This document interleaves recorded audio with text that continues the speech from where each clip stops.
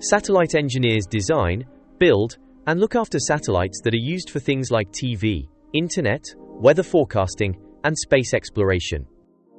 They make sure the satellite systems work properly, both before and after they are launched into space. This can involve testing equipment, solving technical problems, and working with other engineers and scientists. Some satellite engineers also help plan space missions or monitor satellites from control centers here on Earth.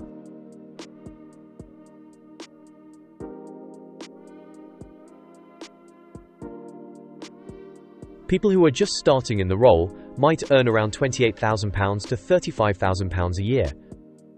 With more experience, salaries can rise to between £45,000 and £60,000.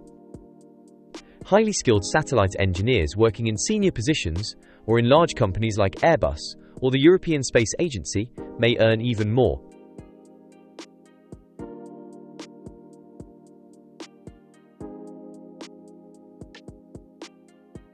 To become a satellite engineer, a degree in a subject like aerospace engineering, electronic engineering, physics, or space science is usually needed.